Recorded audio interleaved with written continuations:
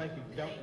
Don't take off. We have one guy with a card. So Bob Brewer, do you want to come speak to this item?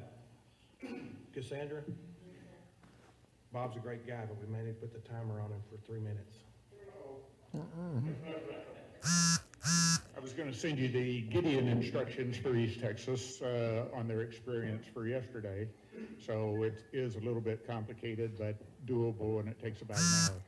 So anyway, my questions are, how many tests were administered per new case reported on each reporting period? What are the per capita deaths what per capita deaths do we have this year versus 2018 and 2019? So that's for last year, 2020. Same question for the flu. Where have masks shown to be effective? Are mask laws written in accordance with Article 1, Section 1, and our Republican guarantee in Article 4, Section 4? How many people do you know who've been arrested for not wearing a mask?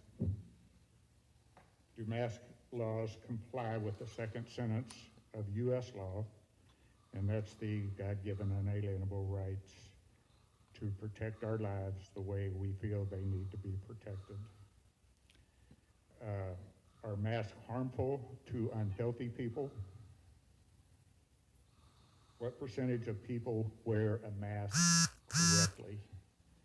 As an atmospheric chemist, I've worked in atmospheres that were deadly if you had a leaking mask. And when I walk around and I see people with masks with holes in the side and shooting up the top and out their nose or off their face, you know, it just seems like, you know, an impossible task. Also, what size is a coronavirus versus an influenza virus?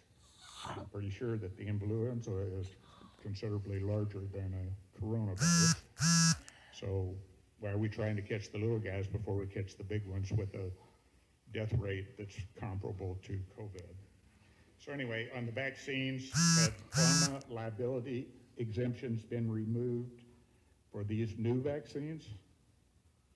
In referencing the Great Barrington Declaration, have more people died as a result of lockdowns as to COVID, the J. Bhattacharya and the Oxford doctors and all that, and also our Scott Atlas?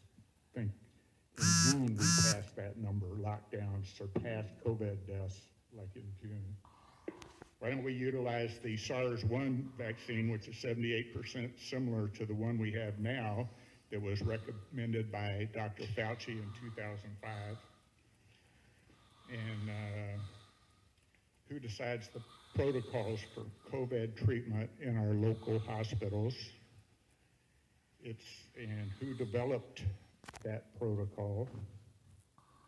And who funded that protocol? So I think there's a lot of questions that need to be answered. And I know I've asked about how many tests have been administered more than a half dozen times, and I haven't gotten an answer. Bob, I got to ask you, why at Commissioner's Court you never go over